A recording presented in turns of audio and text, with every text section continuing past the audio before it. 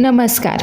ठरलं तर मग मालिकेचा आजचा भाग तुम्ही पाहत आहात आणि आजचा भाग देखील एकदम छान आहे, त्यामुळे शेवटपर्यंत पाहायला विसरू नका. आणि हो, चॅनेलला लाईक, शेअर आणि सबस्क्राईब करायला देखील विसरू नका. तर किचन असते तर तेवढ्यातच येते आणि सांगते की अस्मिताताईंना सांगितलंय मी, त्या येतातच आहे 2 मिनिटांमध्ये नाश्ता करायला. त्यावर कल्पना तिला बोलते की हो, आता अस्मिता आली ना की मगच आपण सेलिब्रेशनचं प्लॅनिंग करूयात. त्यावर आता प्रतिमा विचारते, अगं कसलं सेलिब्रेशन? आता कल्पना तिला सांगते, अगं सायली अर्जुनची वेडिंग ॲनिव्हर्सरी येते ना आता, त्याच्याच सेलिब्रेशनचं प्लॅनिंग करायचं आहे आपल्याला. त्यावर प्रतिमा बोलते, अगं हो गं, मी तर विसरलेच होते. आणि तेवढ्यातच आता अस्मिता देखील तिथे येते. तेव्हा अस्मिता सांगते, जेव्हापासून फेब्रुवारी महिना सुरू झाला आहे ना, तेव्हापासून मी तयारीला लागली आहे. आता सायली अर्जुनच्या लग्नाची ॲनिव्हर्सरी आहे म्हटल्यानंतर काही स्पेशल तर झालंच पाहिजे ना. आणि आता हे सर्वजण त्यांच्या ॲनिव्हर्सरीसाठी काय प्लॅनिंग करायचं यावर चर्चा करत असतात. तर प्रतिमा बोलते, हो ना, म्हणजे त्यांचं कॉन्ट्रॅक्ट मॅरेज पण काहीतरी 14-15 फेब्रुवारीच्या दरम्यानच झालं होतं ना. त्यावर आता अस्मिता बोलते, हो ना, म्हणजे ते देखील फेब्रुवारीमध्येच झालं होतं आणि मागच्या वर्षीचं त्यांचं जे लग्न झालं आहे ते देखील फेब्रुवारीमध्येच झालं आहे. म्हणजे त्या कॉन्ट्रॅक्ट मॅरेजची 3री आणि मागच्या वर्षी त्यांचं जे खरं लग्न झालं आहे त्याची 1ली ॲनिव्हर्सरी आहे. म्हणजे अर्जुन किती रोमॅन्टिक आहे पाहणं. दोन्ही वेळेस लग्न करताना मात्र त्याने व्हॅलेंटाईन वीकच निवडला आहे. आणि आता सर्वजण त्या सेलिब्रेशनसाठी काय प्लॅनिंग करायचं यावर चर्चा करत असतात. पण तेवढ्यातच आता सायली आणि अर्जुन तिथे येताना दिसतात. त्यामुळे मग आता प्रतिमा सगळ्यांना खुणावते आणि आता सगळेच जण शांत होतात. तर विमल मात्र विचारत असते की नाही, म्हणजे किती लोक येणार आहेत ते सांगा मला, म्हणजे त्या हिशोबाने जेवणाचं वगैरे नियोजन करायला. त्यावर कल्पना बोलते की नाही गं, सायली अर्जुनलाच एवढा मोठा घाट घातलेला आवडणार नाही, एवढ्या लोकांना बोलावलेलं. त्यांना त्यांची स्पेस पण तर मिळायला हवी ना, त्यामुळे आपण थोड्याच. तर तेवढ्यातच सायली अर्जुन पोहोचतात तिथे आणि सगळे शांत होतात. त्यावर अर्जुन विचारतो, कसल्या सेलिब्रेशनची चर्चा चालली आहे बरं इथे? त्यावर अस्मिता बोलते, कुठे काय, काही नाही रे, कसलं सेलिब्रेशन?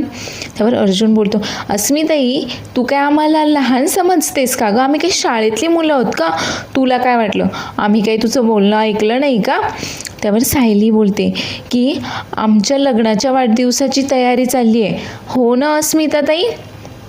त्यावर आता ते पण हो बोलतात आणि अस्मिता बोलते, शी बाबा, सगळं सरप्राईजच आता यांनी स्पॉईल करून टाकलं, आता कसली मज्जा राहिली आहे यामध्ये. त्यावर आता सायली सांगते की आई, उगाचच खूप मोठा घाट घालत बसू नका हं, काहीतरी साधेपणाने करा. त्यावर आता अस्मिता बोलते, हो ना, म्हणजे तुमच्या दोघांचं एकमेकांवर किती प्रेम आहे ना, आणि तुमच्या दोघांच्या एकमेकांवरील प्रेमामुळेच तर आज हे घर आहे. असं सगळ्यांच्याच नशिबामध्ये हे प्रेम नसतं. आणि आता खरं तर तिचा मूड ऑफ झालेला असतो, पण तरीही कल्पना पुढे येऊन तिला समजावते. आणि आता सायली अर्जुन देखील या सगळ्यांच्या ॲनिव्हर्सरीच्या प्लॅनिंगमध्ये आता सामील होतात आणि सगळेजण आता चर्चा करत असतात. त्यावर अर्जुन बोलतो की व्हॅलेंटाईन वीक आहे ना, मग सगळं काही रेड कलरमध्ये, सगळं रेड थीममध्येच ठेवणार आहोत आपण. आणि आता सगळ्यांची चर्चा सुरू असते की ॲनिव्हर्सरीला हे कसं सेलिब्रेशन करणार आहेत, कसं डेकोरेशन करणार आहेत वगैरे या सगळ्यावर. तर इकडे ही जी नर्स आहे, जिला की सायली अर्जुन भेटायला गेले होते त्या खोट्या डेड बॉडीच्या केसबद्दल, तर ती आता तन्वीला फोन करते. आता तन्वी तिचा फोन उचलते, पण खरं तर तिथे बेडरूममध्ये आता अश्विन देखील त्याचं काहीतरी काम करत बसलेला असतो. आता तन्वी फोन उचलते आणि अननोन नंबर असतो, त्यामुळे ती विचारते की कोण बोलतं आहे. आता ती बाई सांगते की तिचं नाव तर काही ती सांगत नाही, पण ती सांगते सिटी हॉस्पिटल 2 वर्षांपूर्वी ती खोटी डेड बॉडी वगैरे. आता तन्वीच्या लगेच लक्षात येतं की या नर्सने आपल्याला फोन केला आहे. त्यावर ती बोलते, काय, कशाला फोन केला आहेस? आता अश्विनचं मात्र तिथे काम चालू असतं, त्यामुळे अश्विन थोडासा रागानेच तन्वीकडे पाहतो. त्यावर आता इथे अश्विन देखील आहे आणि बोलता येणार नाही म्हटल्यावर तन्वी नाटक करत असते. अगं म्हणजे असा अननोन नंबरवरनं कशाला फोन केला आहेस असं म्हणतीये मी.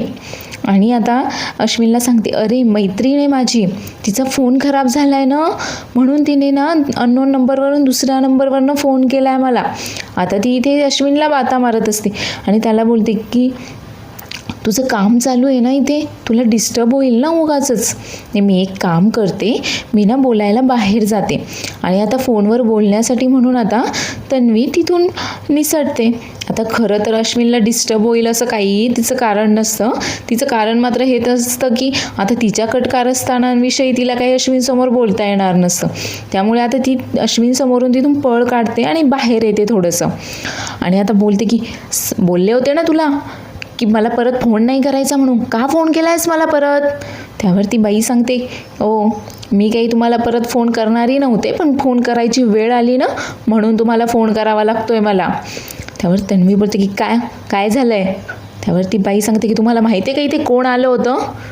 अर्जुन सुभेदार आणि सायली सुभेदार आले होते माझ्यापर्यंत. त्या केसची चौकशी करत, त्या खोट्या डेडबॉडीची चौकशी करत होते मी. आता सायली अर्जुनचं नाव ऐकून तर तन्वी जाम घाबरून जाते. आणि आता हे महिपत, नागराज आणि त्यांच्या मागोमाग आपल्यापर्यंत पण पोहोचले की काय, या विचारानेच ती नुसती घाबरून गेलेली असते. आता ती बाई सांगते, पण मी काही त्यांना तुमचं नाव वगैरे सांगितलेलं नाही आहे. आता सायली अर्जुन हिला काय काय बोलत होते हे सगळं ही बाई आता तन्वीला सांगते आणि सांगते की मी फक्त नागराज साहेबांचंच नाव सांगितलं आहे त्यांना आणि ते एकटेच होते असं देखील सांगितलं आहे. त्यांच्यासोबत तुम्ही होतात हे मी सांगितलेलं नाही आहे, मी तुमचं नाव देखील घेतलेलं नाही आहे. त्यावर आता ही तन्वी बोलते की बरं झालं, कमीत कमी एवढी तरी हुशारी दाखवलीस. त्यावर ही बाई बोलते की हो, मी हुशारी दाखवली आहे तुम्ही जेलमध्ये जाऊ नये म्हणून, पण आता त्यावेळेस जी रक्कम दिली होती ना त्याचा दुप्पट मोबदला हवा आहे मला या हुशारीसाठी. तर आता ही बाई तन्वीला ब्लॅकमेल करून हिच्याकडून पैसे उकळण्याचा प्लॅन करते. तर तन्वी बोलते काय दुप्पट, एकतर तुझी ना माझ्याशी बोलायची पण लायकी नाही आहे आणि हे काय बोलतेस तू, दुप्पट पैसे हवे तुला आधीच्यापेक्षा. त्यावर ती बाई बोलते ठीक आहे, मग मी लगेच फोन करते अर्जुन सुभेदारला आणि सांगते की तुम्ही पण होतात त्या डेड बॉडीच्या केसमध्ये वगैरे, मला आजच पैसे हवेत, आजच्या आज ती कॅश ना माझ्यापर्यंत पोहोचली पाहिजे, नाहीतर तुम्ही कुठे असाल कळतंय ना तुम्हाला. आता उलट ही बाईच तन्वीला धमकावतीये. त्यावर आता तन्वी देखील नाईलाज होतो आणि तिला पैसे द्यायला तयार होऊन जाते. तर इकडे अर्जुन देखील त्याच्या खोलीमध्ये कसल्याचा केसचा स्टडी करत बसलेला असतो आणि तेवढ्यातच आता सायली तिथे येते. तर सायली अर्जुनला बोलते की बरं झालं ना की आपल्याला अजून एक साक्षीदार मिळाला या केसमध्ये, आता आपल्याला याची नक्कीच मदत होईल. त्यावर अर्जुन बोलतो की हो, पण एवढासा साक्षीदार यासाठी पुरेसा नाही आहे, आपल्याला अजून काही पुरावे गोळा करावे लागतील. त्यावर सायली बोलते की अहो पण बाबू आहे ना साक्ष द्यायला. त्यावर अर्जुन बोलतो की हो, पण बाबू फक्त महिपतच्या विरोधामध्ये साक्ष देईल, त्यामुळे त्या महिपत सोबत दुसरा माणूस कोण होता हे त्याला माहीत देखील नाही आहे, तो त्याला ओळखतही नाही आहे, त्यामुळे त्याचा फारशी काही मदत होणार नाही या केसमध्ये, आपल्याला अजून पुरावे शोधावे लागतील. आता अर्जुन बोलत असताना सायलीला मध्येच आठवतं की तिने इडलीसाठी तांदूळ आणि डाळ भिजत घातली. त्यावर सायली बोलते अरे देवा, विसरलेच मी. अर्जुन बोलतो काय झालं, काय विसरलीस. त्याला वाटतं आता ही काही केसबद्दलच विसरली आहे का काय. तेवढ्यात ही बोलते की नाही अहो, मी डाळ आणि तांदूळ भिजत घातले, ते मिक्सरला लावायचे होते मला, पण मग मी आईंसोबत बोलत बसले आणि विसरलेच, मी लगेच आले. आता अर्जुन तिला थांबवायचा प्रयत्न करतो, पण ती काही ऐकत नाही, ती मात्र तशीच किचनमध्ये निघून जाते. तर तन्वी मात्र इकडे विचार करत असते की आता या तिजोरीला सुद्धा कुलूप लागले, आता काही करून या तिजोरीचं म्हणजेच अश्विनचं कुलूप मात्र काढलं पाहिजे की जेणेकरून हिला आता त्या बाईला देण्यासाठी त्याच्याकडनं पैसे उकळवता येतील म्हणून. आणि आता ती अश्विनसोबत बोलायला येते, पण तेवढ्यातच आता अश्विनला हॉस्पिटलमधून फोन येतो. त्यामुळे अश्विन आता फोनवर बोलत असतो तर तन्वी मात्र तो फोनवर बोलत असतानाच त्याला डिस्टर्ब करत असते. आता मात्र अश्विन खूप चिडून जातो तिच्यावर. फोन ठेवल्यानंतर तो तिला बोलतो, काय आहे अगं, तुला साधं कळत नाही का? हॉस्पिटलमधनं कॉल होता, मी फोनवर बोलत होतो आणि तुझं काय चाललंय बरं? काय लहान बाळासारखी करतीयेस? त्यावर तन्वी बोलते की अरे खूप अर्जंट होतं ना, म्हणून मी बोलायचं होतं मला तुझ्याशी. त्यावर अश्विन विचारतो की काय काम आहे? त्यावर आता तन्वी त्याला सांगते की अरे माझ्या आता त्या मैत्रिणीचा फोन आला होता ना, तिला पैशांची खूप अर्जंटली गरज आहे रे. म्हणजे काय झालं आहे की तिच्या आईचं खूप असं मोठं कसलं तरी ऑपरेशन करायचं आहे आणि ती खूप अडचणीत आहे रे. तिच्याकडे पैसे नाही आहेत तेवढे, आणि मी बोलता बोलता तिला बोलून गेले की हो मी देते पैसे म्हणून. मग तुम्हाला थोडे पैसे देशील का तिला देण्यासाठी? नाही म्हणजे माझ्या अकाउंटमध्ये एवढा बॅलन्स नाही आहे रे, म्हणून तुझ्याकडे मागते मी. आता हे ऐकल्यावर अश्विन खरं तर तन्वीवर चिडलेलाच असतो आणि तो बोलतो काय पैसे हवेत? नाही म्हणजे तू माझ्यासाठी साधी एक कॉफी देखील करू शकत नाही आहेस आणि आता पैसे हवेत तर माझ्याशी बोलायला आली आहेस, माझ्याकडे पैसे मागायला आली आहेस का? अगं त्या दिवशी मी तुला कॉफी मागितली तर तू कॉफी न देता तशीच निघून गेलीस. त्यावर आता तन्वी सावरासावर करते की अरे नाही रे, तेव्हा पण ना त्याच मैत्रिणीचा फोन आला होता आणि म्हणूनच तिच्याशी फोनवर बोलण्यासाठीच मी गेले होते, बिचारी माझी मैत्रीण. त्यावर अश्विन बोलतो पण तू तर म्हणालीस की तिचा फोन बिघडलाय. त्यावर तन्वी आता बोलते अरे हो ना, तेव्हा चालू होता, आत्ता तर बिघडला तिचा फोन, म्हणून तर अननोन नंबरवरनं फोन केला ना तिने मला. देशील ना रे मला पैसे तेवढे? करशील ना तिची मदत? एक काम करते, मी तुझ्यासाठी कॉफी आणू का? तुला आवडते ना तशी मस्त एक्स्ट्राची कॉफी पावडर टाकून अशी स्ट्रॉंग कॉफी आणते मी तुझ्यासाठी. अश्विन मात्र तिच्याकडे साफ दुर्लक्ष करतो, आता तिच्याशी काही बोलतच नाही. त्यावर तन्वी बोलते आणतेच मी तुला कॉफी, आणि तशीच बाहेर निघून येते आणि विचार करत असते की आता ना ह्याच्याकडनं पैसे घ्यायचे म्हटल्यानंतर हे असं संसाराचं नाटक न करावंच लागणार आहे याच्यासोबत. आता खरं तर तन्वीला काही फरक पडत नसतो अश्विनचा, पण फक्त आता त्याच्याकडनं पैसे घ्यायचे त्या बाईचं तोंड बंद करण्यासाठी, म्हणून आता ती सगळं काही हे नाटक करत असते. तर सायलीचं देखील आता ती किचनमधलं काम आवरून ती खोलीमध्ये येते आणि बोलते की हां बोला बरं, काय म्हणत होता तुम्ही? आता अर्जुन खूप चिडतो तिच्यावर आणि बोलतो की काय अगं, मी मगाशी केसबद्दल बोलत होतो आणि तू काय ते काम करायला निघून गेलीस? एवढं महत्त्वाचं होतं का तुझं ते काम? त्यावर सायली बोलते की अहो ते डाळ तांदूळ भिजत घातले होते मी, उद्या सकाळच्या नाश्त्याची तयारी होती, ती इडली चटणी करायची आहे ना उद्या सकाळी नाश्त्याला, त्याचीच तयारी करत होते मी ते सगळं. आणि अहो ते जर मिक्सरला नसतं लावलं ना तर ते वाया गेलं असतं आणि उद्या सकाळी परत मग गडबड झाली असती हो. त्यावर अर्जुन बोलतो काय म्हणजे माझ्या ऑफिसच्या कामापेक्षा, माझ्या केसपेक्षा तुझं ते इडली चटणी जास्त महत्त्वाचं आहे का? तुझी घरातली कामं जास्त महत्त्वाची आहेत का? त्यावर आता या दोघांचं मात्र इथे भांडण सुरू होऊन जातं. नाही म्हणजे नेहमी असंच होतं ना की नवऱ्यांना असंच वाटतं की बायकांना घरामध्ये काही काम नसतं वगैरे, किंवा जे काही दिवसभर राबत असतात ते काही एवढं महत्त्वाचं नाही आहे, पण खरं तर हे सगळं काही उलट असतं. आता हाच सीन त्यांनी इथे सायली अर्जुनच्या बाबतीत देखील दाखवला आहे. आता अर्जुनला असं वाटतंय की हिचं घरामध्ये जे काही काम आहे, नाश्त्याची तयारी वगैरे करते ती दुसऱ्या दिवसाची, हे काही इतकं इम्पॉर्टंट नाही आहे. मी जे काही केसबद्दल हिच्याशी बोलणार होतो तेच जास्त इम्पॉर्टंट आहे, माझं ऑफिसचं कामच जास्त इम्पॉर्टंट आहे. तर सायलीला मात्र वाटतं की तुमची केस जेवढी इम्पॉर्टंट आहे तेवढंच माझं घरातलं काम देखील इम्पॉर्टंट आहे. आणि आता याच गोष्टींवरून दोघांमध्येही वाद सुरू झालेले असतात. तर सायली त्याला म्हणत असते की घर सांभाळणं काय एवढं सोपं आहे का? की तुम्ही ऑफिसमध्ये जेवढं काम करता त्याच्यापेक्षा जास्त कामं आम्ही बायका तर घरात करत असतो. आणि अर्जुनचं म्हणणं असतं की असं काहीही नाही आहे, घरातली कामं खूप सोपी असतात आणि ऑफिसचंच काम खूप अवघड आहे.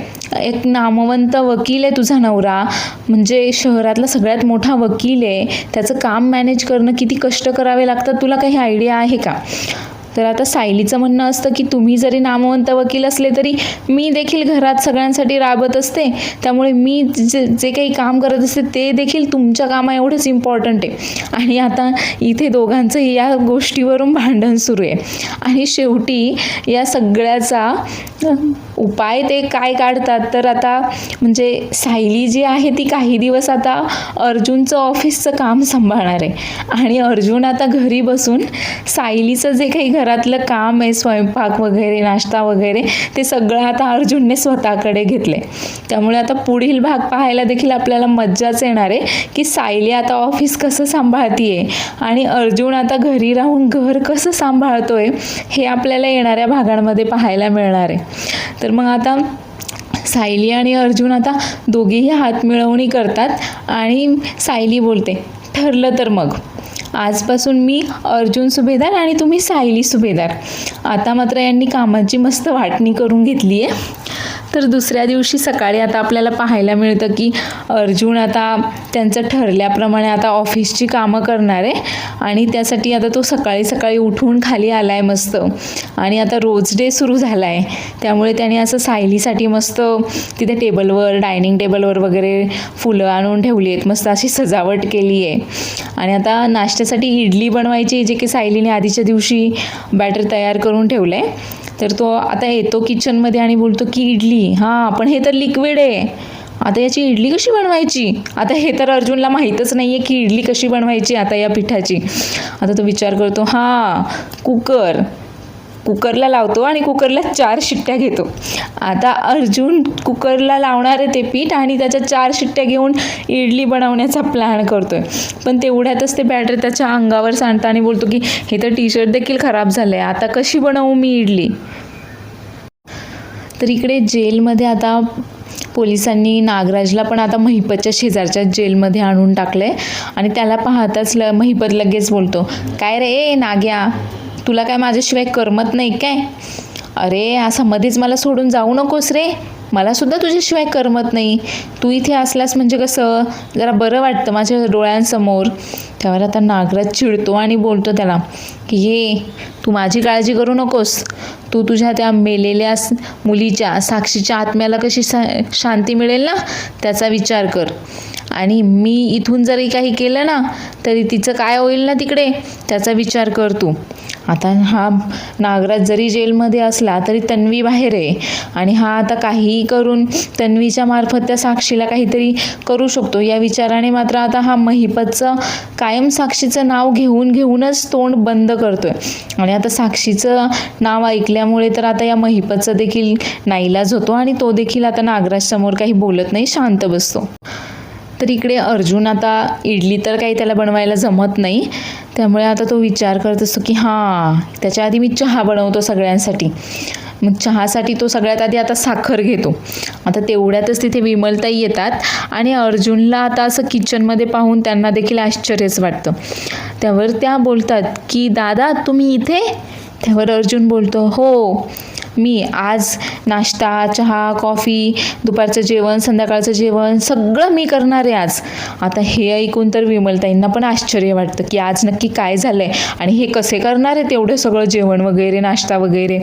त्यावर अर्जुन बोलतो की हे सगळं दिसतंय का तुला, हे सगळं डेकोरेशन ना मी केलं आहे, मी छान केलं आहे ना.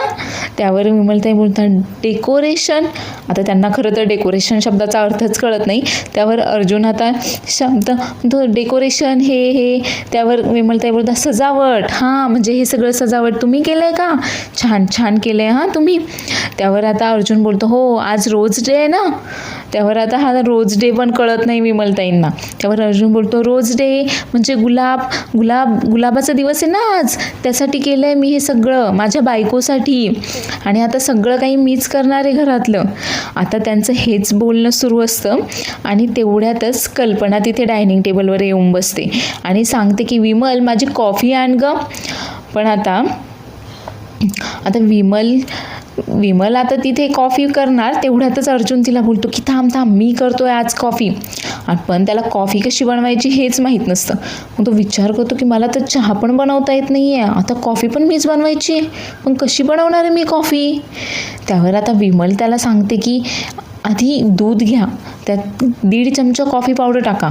आता हा जास्त कॉफी पावडर टाकायला जातो, त्यावर विमल त्याला सांगते की 1.5 म्हणजे 1 आणि अर्धा असतो, 3 नाही 1.5. आता खरं तर अर्जुनला काहीच कळत नाही आहे किचनमध्ये आणि हे जे काही त्याने स्वतःवर ओढवून घेतलं आहे, सायलीचे सगळे कामं स्वतः करायचं, हे खरं तर आता त्याच्याच अंगाशी येत आहे. पण तरी देखील आता विमलताईंच्या मदतीने तो कॉफी बनवतो आणि कल्पनासाठी कॉफी घेऊन जातो. तर कल्पनाचं काही त्याच्याकडे लक्ष नसतं. आता कल्पना त्याने आणलेली कॉफी पिऊन पाहते, तर आता त्या कॉफीमध्ये त्याने साखरच टाकलेली नसते. आता एवढी कडू कॉफी पिल्यानंतर कल्पना आता बोलते, विमल अगं, आणि समोर पाहते तर अर्जुन उभा आहे. त्यावर ती बोलते, अगं त्यामध्ये तर साखरच नाही आहे टाकलेली. आणि हे काय अर्जुन, तू केली आहेस ही कॉफी, पण का? त्यावर अर्जुन बोलतो, हो मीच केली आहे, आज सगळं काही मीच करणार आहे वगैरे, म्हणजे मी नाश्ता जेवण सगळं मीच बनवणार आहे आज सगळ्यांसाठी, अगदी माझ्या बायकोसाठी सुद्धा. आणि तेवढ्यातच सायली विमलला जिन्याने खाली येताना दिसते. त्यावर विमल बोलते, म्हणजे त्यांच्यासाठी का? आणि आता कल्पना आणि अर्जुन देखील सायलीकडे पाहायला लागतात.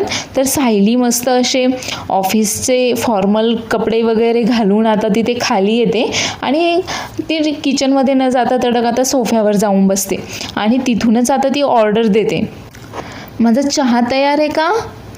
त्यावर आता अर्जुन आता तिच्यासाठी बोलतो की हां 2 मिनिट्स मी टी घेऊन येतो. आता सायली बोलते, हे काय इंग्लिश? आता मात्र अर्जुनची चांगलीच फजिती होते, कारण त्याला मराठीमध्ये लवकर बोलायला सुचतही नाही. तो बोलतो, हां 2 मिनटं चहा तयार आहे, मी घेऊन येतो. आणि तो आणि विमल लगेच किचनमध्ये पळतात आता चहा बनवण्यासाठी. आता खरं तर अर्जुनला चहा देखील बनवता येत नाही आहे, पण आता विमल त्याला सांगत असते की असा बनवा तसा बनवा, आणि त्यानुसार आता तो चहा बनवतो आणि आता सायलीसाठी घेऊन येतो. तर कल्पना मात्र पाहत असते की नक्की ह्या दोघांचं चाललं काय, म्हणजे सायलीऐवजी अर्जुन किचनमध्ये आणि सायलीच आता अर्जुनसारखं आवरून मस्त ऑफिसला वगैरे चालली आहे. ती मात्र असं कुतूहलाने पाहत असते या दोघांचं काय चाललंय. आता अर्जुन सायलीसाठी चहा घेऊन जातो आणि आता स्वतःच्या चहाचा वास घेऊन स्वतःच तारीफ करत असतो. आता कल्पना मात्र न राहून विचारते की सायली, अर्जुन, अरे तुमचं काय चाललंय, तुम्ही काही एखादा खेळ खेळताय का? आणि तेवढ्यातच आता तिथे प्रतिमा आणि रविराज येतात आणि रविराज बोलतो की हे काय, सायली चक्क अर्जुन तुला चहा देतोय. त्यावर प्रतिमा बोलते, सायली अगं काय झालंय, तू ठीक आहेस ना, तब्येत ठीक आहे ना तुझी? त्यावर सायली सांगते, हो मी एकदम ठीक आहे, मला काहीही झालेलं नाही आहे. तर पुढील भागामध्ये आपण पाहणार आहोत की सायली अर्जुन आता सगळ्यांना सांगतात की आता अर्जुनचं काम सायली करणार आहे, तर सायलीचं काम जे काही आहे ते सगळं अर्जुन करणार आहे. त्यावर आता घरातील सर्वच जण जमलेले असतात आणि प्रताप बोलतो की सायली, तुला आज काही डबा मिळेल असं मला वाटत नाही आहे. त्यावर अर्जुन बोलतो, देतो ना, मी लगेच डबा देतो. आणि आता अर्जुन किचनमध्ये जाऊन सायलीसाठी डबा तयार करून आणतो. तर सायली बोलते की तुम्ही हा जो काही अर्धवट डबा बनवला आहे त्यासाठी मी तुम्हाला 100 पैकी फक्त 20 मार्क्स देते. तर आजचा एपिसोड खरंच खूप छान आहे आणि आता हीच जुगलबंदी आपल्याला पुढील भागामध्ये देखील पाहायला मिळणार आहे. त्यामुळे पुढील भाग पाहायला देखील विसरू नका आणि चॅनलला लाईक, शेअर आणि सबस्क्राईब करायला देखील विसरू नका. धन्यवाद.